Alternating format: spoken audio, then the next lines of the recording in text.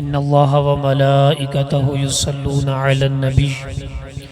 یا ایہا الذین آمنوا صلوا علیہ وسلموا تسلیما الصلاة والسلام علیکہ یا سیدی یا رسول اللہ وعلی آلک واصحابک یا سیدی یا حبیب اللہ الصلاة والسلام علیکہ یا سیدی یا نبی اللہ وعلی آلک واصحابک یا نور اللہ بندہ پروردگارم امت احمد نبی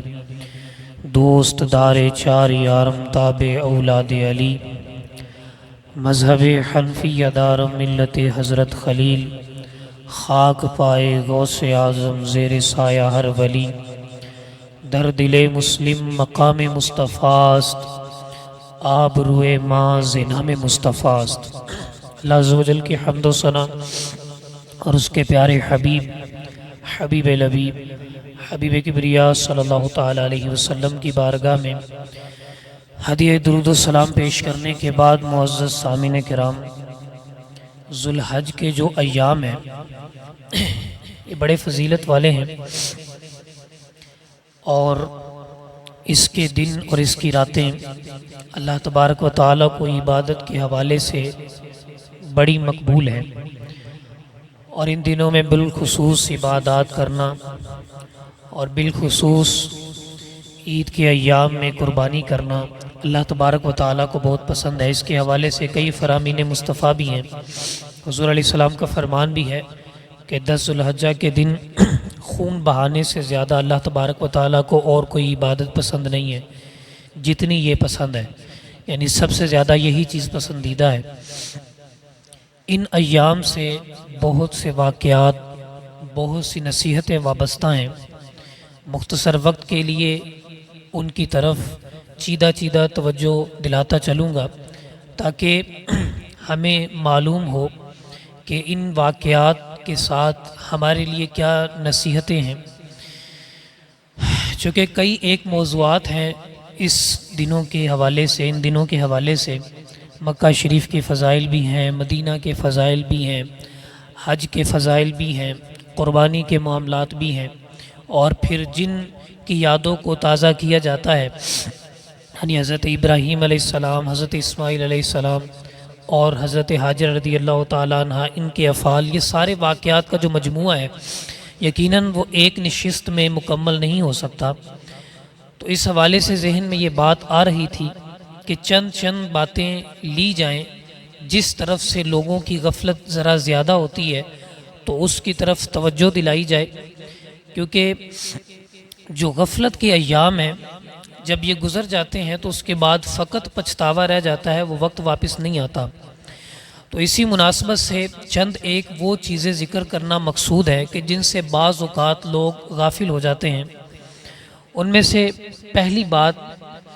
مکہ شریف کے حوالے سے ہے کہ بعض اوقات جب حج یا عمرہ کرنے کے لیے جاتے ہیں تو ہمارے ذہنوں میں فقط مدینہ شریف ہوتا ہے، اور یقیناً یہ ایسی پاک جگہ ہے کہ جو ایک سنی مومن کے ذہن میں، اس کے دل میں معطر کرتی ہے اس جگہ کے حوالے سے بات کو، اس یاد کو۔ لیکن یہ بھی ذہن میں رہے کہ مکہ شریف کی بھی بڑی برکتیں ہیں، اور حضور علیہ السلام نے اس شہر کی طرف توجہ دلانے کے لیے کئی ایک فرامین بھی بیان فرمائے۔ ان میں سے ایک فرمان جس نے مجھے بھی بڑا محظوظ کیا، اور یقیناً وہ لوگ جو مکہ کے حوالے سے اتنی توجہ نہیں رکھتے ان کے لیے بھی یہ چیز مشعل راہ ہوگی، اور وہ یہ ہے کہ حضور علیہ السلام نے جب مکہ سے مدینہ شریف ہجرت کی تو سرحد پر کھڑے ہو کر، مکہ کی سرحد پر کھڑے ہو کر مکہ کی طرف دیکھ کر بڑے حسرت والے انداز سے فرمایا کہ اے مکہ، اگر تیرے رہنے والے مجھے یہاں سے جانے پر مجبور نہ کرتے تو میں تجھے کبھی بھی نہ چھوڑتا، تو مجھے اتنا پیارا ہے۔ مکہ سے حضور علیہ السلام کی محبت دیکھیے کہ مدینہ کی طرف جا رہے ہیں لیکن مڑ کر مکہ کو دیکھ رہے ہیں، کیونکہ حضور علیہ السلام کی جائے پیدائش ہے۔ حضور علیہ السلام نے ایک اپنی زندگی کا عرصہ وہاں پر گزارا ہے، آپ کا خاندان، آپ کے گھر بار، آپ کے ماہ و سال وہیں پر ہیں۔ اس بنیاد پر حضور علیہ السلام نے مکہ شریف کی طرف دیکھ کر فرمایا کہ تو مجھے بڑا پیارا ہے، تیرے رہنے والے مجھے نہ نکالتے تو میں کبھی بھی نہ جاتا۔ تو ہمیں چاہیے کہ جب ہم یہاں سے عمرہ یا حج کی نیت کے لیے جائیں تو وہاں پر ہمارے ذہن میں مکہ اور اس کی برکتیں بھی ہونی چاہیے، اور یقیناً اس میں اللہ تبارک و تعالیٰ کی روشن نشانیاں ہیں۔ اسی طرح مدینہ شریف کے حوالے سے دیکھا جائے تو حضور علیہ الصلوۃ والسلام نے مدینہ کے بڑے فضائل بیان کیے ہیں۔ ان میں سے ایک فضیلت جس نے بڑا محظوظ کیا وہ یہ ہے کہ حضور علیہ الصلوۃ والسلام فرماتے ہیں کہ میرے مدینے کی خاک بھی شفا ہوتی ہے۔ ایک شخص جب حضور علیہ السلام مدینہ کی طرف تشریف لاتے نا جب بھی غزوہ سے، تو حضور علیہ الصلوۃ والسلام اپنے گھوڑے کو ایڑ لگاتے، اور ایڑ لگانے کا مطلب یہ ہے کہ تھوڑا تیز ہو جائے۔ وجہ کیا ہے کہ مدینہ قریب آ رہا ہے اور حضور کو مدینہ بڑا پسند تھا، اور حضور علیہ الصلوۃ والسلام جلدی سے مدینہ شریف میں داخل ہونا چاہتے تھے۔ تو ایک دفعہ ایسا ہوا کہ گرد و غبار اڑا ان گھوڑوں کی ٹاپوں کی وجہ سے، تو ایک شخص نے اپنے منہ پر یوں رومال رکھا اس گرد سے بچنے کے لیے۔ حضور علیہ الصلوۃ والسلام نے وہ پیچھے کیا اور کہا تمہیں پتہ نہیں ہے کہ میرے مدینے کی مٹی بھی شفا ہوا کرتی ہے؟ اور میرے بابا جی پیر صاحب منظور احمد شاہ صاحب ساہیوال والے، وہ اپنا ذاتی واقعہ ایک بیان کرتے ہیں، کہتے ہیں مدینہ شریف میں نا ایک دفعہ ایسا ہوا کہ میرے پر مرض لاحق ہوا، مجھے مرض طاری ہوا۔ اب میں خاک شفا ڈھونڈنے کے لیے کہ مدینہ کی کسی جگہ کی مجھے مٹی ملے، میں اپنے جسم سے لگاؤں کیونکہ وہاں کی خاک تو شفا ہوتی ہے۔ اس تلاش میں نکل رہا تھا کہ میں نے ایک مجنونہ، یعنی بظاہر وہ خاتون ایسی لگ رہی تھی جس طرح کہ وہ جنون کی کیفیت ہے، اس کے جو حالات لگ رہے تھے کوئی عقل والے حالات نہیں لگ رہے تھے، بالکل جس طرح بندہ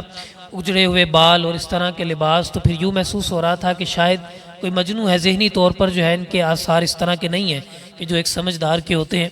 لیکن جب میں پاس گزرنے لگا تو اس عورت نے ایک جملہ کہا کہ لوگوں کو پتہ نہیں کیا ہو گیا ہے کہ فقط مٹی مدینے کی اس کو شفا کہتے ہیں، قسم بخدا مدینہ تو سارے کا سارا ہی شفا ہوا کرتا ہے۔ بابا جی کہتے ہیں میں تو حیران رہ گیا کہ ابھی تو میں سوچ رہا تھا کہ مٹی ڈھونڈوں، جبکہ وہ تو کہہ رہی ہیں کہ مدینے کی تو فضائیں بھی شفا والی ہوا کرتی ہیں۔ اور پھر یقیناً یہ عشق محبت کی وہ داستانیں ہیں۔ اگر کبھی آپ علماء کی کتاب مدینہ تو رسول کتاب بابا جی نے لکھی ہے، بڑی شاندار، اور مدینے میں ہونے والے واقعات جو علماء کے ساتھ اور خود ان کے ساتھ ذاتی ہوئے ان کو بھی انہوں نے بیان کیا ہے۔ ایک واقعہ اور ذکر کرنے کے بعد مدینہ شریف کی محبت کے حوالے سے میں ایک تیسری بات کی طرف بھی آؤں گا۔ بات ہماری چل رہی تھی کہ بعض اوقات بندے غافل ہوتے ہیں، بعض لوگ تو مکہ کی فضاؤں سے غافل ہوتے ہیں تو اس کی اہمیت بھی بیان کی، اور بعض لوگ مدینہ کی فضاؤں سے بھی غافل ہیں، اس کی بھی بحث کی، اور اس کے بعد تیسری بات جس سے لوگ غفلت برتے ہیں اس کی بھی بات کرنی ہے۔ بابا جی نے اس مدینہ رسول کتاب میں اس واقعے کو لکھا کہ ایک حاجی جو تھا اس کو مدینہ شریف میں رہتے ہوئے ایک بلی سے بڑا پیار ہو گیا، کیونکہ وہ جب بھی جاتا تھا تو بلی اس کے دروازے پر موجود ہوتی تھی، وہ اس کو دودھ پلاتا اور اس کی خدمت کیا کرتا۔ تو اب جب واپسی کا وقت آیا نا تو اس نے کہا کہ کیوں نہ مدینہ شریف کی ایک یاد ہی میں ساتھ لیتا چلوں اور وہاں بھی میں اس کی خدمت کروں کہ آخر مدینہ کا یہ جانور ہے، تو میں جب گھر میں اس کی خدمت کروں گا تو مدینہ کی یادیں بھی تازہ رہیں گی اور میرے ذہن میں اس کی فضائیں جو ہے میرے ذہن کو معطر کرتی چلی جائیں گی۔ اس نے بلی کا ایک پنجرہ خرید لیا، ادھر یہ اپنے معاملات کر رہا تھا اور ادھر بلی حضور کی بارگاہ میں استغاثہ کرتی چلی جا رہی تھی۔ مسجد نبوی میں جا کر اپنے ہی انداز میں حضور کی بارگاہ میں عرض گزاری کرتی ہے، یا رسول اللہ بچا لیجئے کہ مدینہ چھوٹ رہا ہے۔ یہ شخص پنجرہ لے کر جب آیا اور اگلے دن جب اس نے واپس آنا تھا اور اس کے بعد اس نے بلی کو لے کر جانا تھا، تو جب وہ رات کو سویا تو اس کی سوئی ہوئی قسمت جاگ اٹھی کہ خواب میں کائنات کے مصطفیٰ صلی اللہ علیہ وسلم کا دیدار ہو گیا۔ حضور علیہ السلام نے فرمایا کہ حاجی اللہ تیرے حج و عمرے کو قبول کرے، تم جاتے ہو شوق سے اپنے علاقے میں جاؤ، لیکن یاد رکھنا میری بلی کو نہ لے کر جانا۔ جب سے تم نے یہ ذہن بنایا ہے اور پنجرہ لے کر آئے ہو، وہ ہر روز میرے دربار پر آتی ہے اور آ کر کہتی ہے یا رسول اللہ بچا لیجئے مدینہ چھوٹ رہا ہے۔ تو یہ جو واقعات ہیں نا، بعض اوقات آج کل ہماری نوجوان نسل جو ہے نا سوشل میڈیا پر بعض ایسے لوگوں کو دیکھ کر کہ جو ان کو صرف کہانیاں کہتے ہیں، تو اس بنیاد پر ہماری عقل اس بات کو مانتی نہیں ہے، لیکن جب ہم اللہ والوں کے پاس بیٹھتے ہیں۔ یہ بابا جی کا ایک کلپ بھی وائرل ہوا ہے، یہ بابا جی جن کے حوالے سے میں نے یہ واقعہ بیان کیا، انہوں نے کسی اور کا واقعہ بیان کیا، لیکن ان کا کلپ میں نے کلاس میں دکھایا بھی تھا ایک دفعہ، شاید حامد کے ذہن میں آئی ان کی کلاس کو دکھایا کہ نہیں۔ بابا جی خود بیٹھے ہوئے، ان کی ویڈیو باقاعدہ سوشل میڈیا پہ مل بھی جاتی ہے، اور دورہ حدیث شریف کا سبق پڑھانے کے لیے آپ اپنی وہ خانقاہ میں بیٹھا کرتے تھے، تو جب وہاں پر بیٹھے ہوئے تو بلی آئی اور آپ کو اس نے دبانا شروع کر دیا اور سارے حیران رہ گئے۔ تو بابا جی بتاتے ہیں میں جب بھی آتا ہوں یہ میری خانقاہ کے دروازے پر بیٹھی ہوتی ہے اور بڑا پیار کرتی ہے، اور اب دیکھو کہ میرے سامنے آ کر وہ مجھے دبا رہی ہے۔ تو پھر آپ نے دعا کی کہ اللہ تعالیٰ جامعہ کی خیر کرے۔ تو آج بھی وہ ویڈیو میں باقاعدہ منظر کیچ ہے کہ اس بلی کو سکھایا نہیں گیا، اسے سدھایا نہیں گیا، خود آ کر اللہ کے ولی کی بارگاہ میں خدمت کرتی ہے۔ جب حضور علیہ السلام کے 1400 سال گزرنے کے بعد غلام کا عالم یہ ہے کہ جب بلی ان کو دیکھے تو دبانے کے لیے آ سکتی ہے، تو کیا مصطفیٰ کو عرض کرنے کے لیے نہیں جا سکتی ہے؟ اور یہ تو باقاعدہ ویڈیو میں ریکارڈ موجود ہے۔ تو یقیناً جب ہم ان کی صحبت میں نہیں بیٹھیں گے، جب ان کے پاس نہیں جائیں گے، تو ہمیں یہ چیزیں غافل کر دیں گی، اور غفلت والے شخص کا پھر کیا کیا جا سکتا ہے جو خود ہی اپنی زندگی سے غافل ہے۔ تیسری چیز جو ہمیں ان ایام سے ملتی ہے وہ والدین کا ادب و احترام ہے۔ آج ہماری نوجوان نسل جب دنیا میں باہر نکلتی ہے تو وہ والدین سے زیادہ سمجھدار اپنے آپ کو سمجھتی ہے، اور وہ یہ سمجھتی ہے کہ جو میرا فیصلہ ہے والد کو اس کا پتہ نہیں ہے کہ میں کیا کرنا چاہتا ہوں۔ یہاں پر رک کر والدین کے حوالے سے بھی تھوڑا میں عرض کرنا چاہوں گا کہ وہ بھی اولاد کی سنا کریں، ان کے ذہن میں کیا ہے ان کے ساتھ دوستانہ ماحول قائم کریں، لیکن چونکہ تنبیہ زیادہ اولاد کو کرنا مقصود ہے کہ والدین کا فیصلہ جیسا بھی ہو وہ ہمیں منظور کرنا چاہیے۔ وہ اس حوالے سے ہمیں یہ نصیحت ملتی ہے ان ایام کے حوالے سے کہ حضرت ابراہیم علیہ السلام، یہ حج کے جتنے بھی افعال ہیں یہ حضرت ابراہیم، حضرت اسماعیل اور حضرت ہاجرہ، یہ انہی کے ساتھ ملتے جلتے نظر آتے ہیں۔ صفا مروہ دیکھ لیے جائے کہ وہاں پر جا کر حاجی دوڑے لگاتے ہیں تو یہ حضرت ہاجرہ کی سنت پر عمل ہے۔ آب زمزم کو دیکھا جائے تو حضرت اسماعیل علیہ السلام کی ایڑیوں سے نکلنے والا پانی ہے۔ وہاں پر مقام ابراہیم دیکھا جائے، خانہ کعبہ کی تعمیر دیکھی جائے تو حضرت ابراہیم علیہ السلام کی یاد تازہ ہوتی ہے۔ تو یہ سارے افعال، وہ جو شیطان کو کنکریاں ماری جاتی ہیں وہ بھی حضرت ابراہیم علیہ السلام کی یاد کے لیے ہی ہیں۔ تو اس وجہ سے میں نے کہا کہ ان ایام میں ہونے والے جو واقعات ہیں ان میں کئی نصیحتوں میں سے ایک نصیحت یہ ہے کہ والدین کا ادب کیا جائے۔ وہ یوں قرآن پاک میں بھی اس بات کو رب تعالیٰ نے ذکر کیا کہ حضرت ابراہیم علیہ السلام نے اپنے بیٹے حضرت اسماعیل سے کہا کہ میں نے خواب میں دیکھا ہے کہ میں تمہیں ذبح کر رہا ہوں، اب بتاؤ تمہاری کیا رائے ہے؟ نبیوں کے خواب تو سچے ہوتے ہیں، اور مجھے یہ 2-3 دفعہ دکھایا گیا ہے، جس کا مطلب یہ ہے کہ میں یہ کر گزروں، تو تمہارا اس بارے میں کیا خیال ہے؟ اب اس جواب کو سننے سے پہلے ذرا ماضی کی طرف نظر دوڑائیے۔ یہ وہی حضرت اسماعیل علیہ السلام ہے جن کو بچپن میں حضرت ابراہیم علیہ السلام ایک صحرا میں چھوڑ کر چلے گئے تھے، اور جا کر اپنی پہلی زوجہ محترمہ حضرت سارہ رضی اللہ تعالیٰ عنہ کے پاس آپ نے وقت گزارا۔ ان کی والدہ کے پاس اتنا وقت بھی نہیں گزارا تھا، کبھی کبھی ملنے کے لیے آ جایا کرتے تھے، اور صحرا میں ان کو اکیلا چھوڑ دیا، وہاں پر جہاں پر کوئی پانی کا کنواں بھی نہیں تھا، کھانے کے لیے کوئی پھلدار درخت بھی نہیں تھے، اگانے کے لیے کوئی فصلیں بھی نہیں تھیں، اللہ کے آسرے چھوڑ کر جا رہے تھے۔ حضرت ہاجرہ نے پوچھا بھی تھا کہ اے ابراہیم، آپ میرے شوہر ہیں، مجھے یہاں پر ایک لکو دک صحرا میں چھوڑ کر ایک چھوٹے بچے کے ساتھ جا رہے ہیں، تو یہ کس بنیاد پر ہے؟ انہوں نے کہا کہ میرے رب کا حکم ہے۔ تو حضرت ہاجرہ نے کہا جب رب کا حکم ہے تو پھر میں سر تسلیم خم کرتی ہوں، کیونکہ جس رب نے مجھے اس صحرا میں بھیجنے کا حکم دیا ہے میری خوراک کا بندوبست بھی وہی فرمائے گا۔ تو یوں یہ ماضی ہے کہ ان کی والدہ کو بھی چھوڑا حضرت اسماعیل علیہ السلام، حضرت اسماعیل علیہ السلام کو بھی اس علاقے میں چھوڑا۔ تو بعض اوقات تو ذہن میں یہ آتا ہے نا کہ والدہ بھی بچوں کے ذہن میں بھر دیتی ہے کہ تمہارا والد تو تمہارا خیال نہیں کرتا، تو تمہیں بھی اس کے ادب نہیں کرنا چاہیے، اور پھر بچے کے ذہن میں بھی یہ بات آتی ہے کہ ہمارا والد تو بچپن میں ہمیں چھوڑ کر چلا گیا، تو پھر ہم ان کا خیال کیوں کریں؟ لیکن نہیں، یہ ایام نصیحت یہ کرتے ہیں کہ اگر اس طرح کا معاملہ ہو بھی جائے تو والد کے حکم کے سامنے سر تسلیم خم کس طرح کرنا ہے۔ حضرت ابراہیم نے ایک مرتبہ کہا کہ مجھے خواب میں تمہارا ذبح کرنا دکھایا گیا ہے، تم کیا کہتے ہو؟ حضرت اسماعیل علیہ السلام نے عرض کیا کہ ابا جان، جو اللہ نے آپ کو حکم دیا ہے اس کے مطابق میری گردن جھکی ہوئی ہے، اس پر چھری چلا دیجیے۔ ایسا ادب و احترام اور ایسے ادب کے حوالے سے حضرت اسماعیل علیہ السلام نے تاریخ رقم کی کہ والدین کا رویہ جس طرح کا بھی ہو ہم نے ان کے سامنے سر جھکانا ہی جھکانا ہے۔ میرے والد صاحب بھی بڑے گرم مزاج کے آدمی تھے، اور بعض اوقات ہمیں واضح پتہ چل رہا ہوتا تھا کہ فیصلہ درست نہیں ہے، لیکن وہ ڈانٹ دیتے تھے اور اپنی زبردستی وہ حکم مسلط کرنے کی کوشش کرتے۔ تو تخصص فی الفقہ مفتی کورس کی کلاس کے دوران مفتی صاحب سے میں نے یہ مسئلہ پوچھا کہ بعض اوقات ایسا ہوتا ہے کہ ہم نے 10 دن والد صاحب کی فرما برداری ٹکا کر کی ہے اور ان کے فیصلوں کو برداشت کیا ہے، 11ویں دن اگر ہم اپنا غصہ ٹھنڈا کرنے کے لیے کچھ الفاظ والد صاحب کو بھی کہہ دیں اور بعد میں معافی مانگ لیں تاکہ ہمارا غصہ ٹھنڈا ہو جائے، اور والد صاحب سے معافی مانگ کے ہم جو ہے وہ دوبارہ وہ ماحول بھی قائم کر لیں گے، تو کیا وہ ایک لمحے کی ہمیں اجازت مل سکتی ہے تاکہ غصہ ٹھنڈا ہو جائے؟ کیونکہ 10 دن تو فرما برداریاں کی ہیں، 11ویں دن ہماری طرف سے بھی ہو جائے، بشری تقاضا ہے، ہمیں بھی غصہ آ سکتا ہے۔ تو مفتی صاحب نے اس وقت یہ جملہ فرمایا کہ ایک لمحے کی بھی رب اس کے رسول نے اجازت نہیں دی کہ والدین کے سامنے اونچی آواز سے گفتگو کی جائے، کیونکہ رب نے فرمایا قُل لَهُمَا قَوْلًا كَرِيمًا، انہیں جب بھی بات کرنی ہے تو عزت کے ساتھ ان کے ساتھ بات کرنی ہے۔ یہاں پر میں آخری بات بیان کرنے کے بعد کہ والدین کی عظمت کتنی زیادہ ہے اور ان کا ادب و احترام کتنا زیادہ ہے اور ہم نے ذہنوں میں کیا چیزیں بٹھائی ہوتی ہیں، اس کے حوالے سے ذکر کرنے کے بعد اپنے بیان کو ختم کروں گا۔ رب تعالیٰ نے والدین کی عظمت کے حوالے سے یہ تو فرمایا قُل لَهُمَا قَوْلًا كَرِيمًا، ان کے ساتھ نرمی اور آہستگی کے ساتھ بات کیا کرو، اور ساتھ میں یہ بھی بیان کیا کہ لا تقل لهما اف، انہیں اف بھی نہیں کہنا۔ یہ جو لفظ اف ہے نا،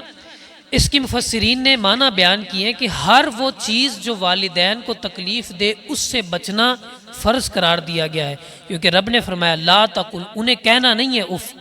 یہ اف کا مطلب یہی ہے ہر وہ چیز جو انہیں تکلیف دے۔ ہمارے ذہنوں میں تو یہ بیٹھا ہے کہ میرا اونچی آواز میں بولنا انہیں تکلیف دیتا ہے، میں خاموش ہو جاتا ہوں، لیکن اف کا لفظ یہ بتاتا ہے کبھی کبھار والدین کا دل کرتا ہے کہ میرا بیٹا بولے، میرے ساتھ بات کرے۔ جب والدین بڑھاپے میں چلے جاتے ہیں نا، کوئی کام کاج ان کو ہوتا نہیں ہے، گھر میں بیٹھے ہوتے ہیں، تو پھر وہ اپنے بچوں کی راہیں تک رہے ہوتے ہیں کہ آج میرا بیٹا میرے پاس آئے گا، مجھ سے باتیں کرے گا۔ تو یہ اف کے لفظ کا تقاضا کرتا ہے۔ ہم تو یہ سمجھتے ہیں نا کہ والد صاحب کے سامنے صرف چپ ہو جانا چاہیے، والدہ کے سامنے چپ ہو جانا چاہیے، یہی فرما برداری ہے، لیکن یاد رکھیں اف کا کلمہ یہ تقاضا کرتا ہے کہ اگر والدین کو تمہارا چپ رہنا تکلیف دیتا ہے تو اب تمہارا بولنا واجب ہوا کرتا ہے۔ علماء نے یہ بیان کیا کہ جب والدین چاہیں کہ میرا بیٹا بولے تو اس وقت تمہارا بولنا فرض ہے اور چپ رہنا حرام ہے، اور جب تمہارے والدین چاہیں یہ چپ رہے تو اس وقت تمہارا بولنا حرام اور چپ رہنا فضیلت والا ہوا کرتا ہے۔ یعنی اف کا لفظ ہمیں یہ بیان کرتا ہے کہ کوئی بھی چیز جو انہیں تکلیف دے، اگر تمہارا چپ رہنا تکلیف دیتا ہے تو تم بولو، اگر تمہارا بولنا تکلیف دیتا ہے تو تم چپ رہو، ہر اس کام سے بچو جو انہیں تکلیف دیتا ہے، تو یقیناً پھر اللہ تعالیٰ کی رحمت اس بندے کے شامل حال ہوتی ہیں۔ اور والدین کی عظمت یقیناً یہ حضرت ابراہیم علیہ السلام کے صاحبزادے نے جس طرح ہمیں سکھائی ہے، اسی طرح حضور علیہ السلام نے تو پھر جگہ جگہ والدین کی عظمت کو بیان کیا۔ بعض صحابہ کو تو جہاد میں جانے سے فقط اس وجہ سے حضور نے روکا کہ تمہارے والدین زندہ ہیں، پہلے ان کی خدمت کرو، تمہارے جہاد کو اللہ قبول کر لے گا۔ اور پھر آگے صوفیاء کی زندگی کو دیکھا جائے تو انہوں نے بھی والدین کی خدمت کے وہ شاہکار قائم کیے ہیں۔ آخری بات اور اس کے بعد بات ختم، چونکہ یہ بات لمبی ہوتی چلی جا رہی ہے، میں نے ویسے پہلی بات آخری کرنی تھی، لیکن ضمناً یہ صوفیاء کے حوالے سے بھی بات ذہن میں آ گئی۔ حضرت بایزید بسطامی رحمۃ اللہ تعالیٰ علیہ بڑے نیک اللہ کے بزرگ گزرے۔ آپ نے اپنی والدہ سے اجازت لی کہ میں اللہ کی بارگاہ میں نکلنا چاہتا ہوں تو مجھے اجازت دیں، میں جنگلوں میں جا کے عبادات کروں، اپنے حقوق معاف کر دیں۔ تو والدہ تو پھر والدہ ہے، کہتی ہے ٹھیک ہے معاف کی، اللہ کی راہ میں نکلنا ہے تو بڑی اچھی بات ہے، جاؤ نکل جاؤ۔ اور پھر وہ گئے وہاں پر جنگلوں میں عبادات کی، تو کافی عرصے کے بعد دل کیا کہ آج والدہ سے مل کے آؤں۔ تو جب راستے میں گزرتے ہوئے اپنے گھر کے قریب پہنچے نا، تو اندر سے والدہ کی آوازیں آ رہی ہیں، رو کے دعا کر رہی ہیں، تہجد کا وقت ہے۔ کان لگا کے سنا کہ پہلے سنو تو صحیح والدہ کیا کہہ رہی ہیں۔ تو پھر جب سنا کان لگا کے تو آنکھوں سے آنسو جاری ہو گئے۔ ان کی والدہ دعا کر رہی تھی کہ مولا بڑا عرصہ ہو گیا، میرا بیٹا بایزید تیری تلاش میں نکلا ہے، اسے اپنے در سے خالی نہ چھوڑنا۔ حضرت اب بایزید بسطامی رحمۃ اللہ تعالیٰ علیہ کے آنسو نکلے، اور آپ فرماتے ہیں کہ وہ اتنا عرصہ جو میں نے عبادات کی، مجھے اپنے دل میں اللہ کی انوار و تجلیات محسوس نہیں ہوئی، لیکن جیسے ہی میں نے اپنی والدہ کی دعا سنی، وہ جو انوار و تجلیات مجھے میسر آئی، مجھے پوری زندگی وہ نہیں حاصل ہو سکی۔ والدہ کی دعا نے مجھے وہاں پر پہنچا دیا۔ فوراً جاتے ہیں والدہ کے قدموں گر کر معافی مانگتے ہیں کہ ماں، جو آپ کی دعا کی وجہ سے میں نے منزلیں طے کی ہیں، میں پوری کوشش کے باوجود وہ منزلیں طے نہیں کر پایا۔ تو یقیناً یہ انبیاء اور صوفیاء کی زندگیاں ہمیں بتاتی ہیں کہ والدین کی عزت کرنا، ان کا اکرام کرنا اور ان کے احکامات کو تسلیم کرنا، اسی میں ہماری دنیا اور آخرت کی بھلائی ہے۔ اور ضمناً والدین سے بھی عرض کرتا چلوں کہ اولاد کی بھی کچھ حقوق ہیں، ان کی تعلیم آپ کے ذمے ہے، نابالغ ہیں تو نان و نفقہ آپ کے ذمے ہے، ان کی اسلامی تربیت کرنا آپ کے ذمے ہے، اس میں بھی غور کیا جائے۔ علماء سے رہنمائی لے کر، یہ علماء بیان کرتے ہیں کہ جب بندہ شادی کرے تو اس سے پہلے دارالفتہ چکر لگا کے 2-3 قسم کے مسائل سیکھے۔ ایک تو نکاح و طلاق کے مسائل، کہ اس طرح کے مسائل بعض اوقات بعد میں جب پیش آتے ہیں تو بندہ پریشان ہوتا ہے، پہلے جا کے دارالفتہ سے پوچھ لے کہ یہ طلاق کے مسائل کس طرح کے ہوتے ہیں۔ دوسرا والدین کے حقوق، تاکہ شادی کے بعد ایسا نہ ہو کہ اپنے والدین کو پس پش ڈال دے۔ اور تیسرا بیوی کے حقوق کہ وہ جا کر ان کے حوالے سے بھی پوچھے کہ ایک نیا ساتھی میری زندگی میں آنے والا ہے تو اس کے کیا حقوق شریعت نے مجھ پر لازم کیے ہیں، اور پھر اسی کے ضمن میں اولاد کے حقوق بھی دارالفتہ سے سیکھ کر آئے تاکہ اسے پتہ ہو کہ میں نے جو آئندہ آنے والی زندگی گزارنی ہے اسلام اس حوالے سے کیا کہتا ہے۔ اللہ عز و جل سے دعا ہے کہ یہ جو مختصر سا واعظ و نصیحت ہے اور جس حوالے سے ہم غفلتیں برتے ہیں اس سے ہمیں غافل نہ ہونے کی توفیق عطا فرمائے اور ان کاموں کی طرف توجہ کرنے کی توفیق عطا فرمائے۔ آمین بجاہ النبی الامین صلی اللہ تعالی علیہ وسلم۔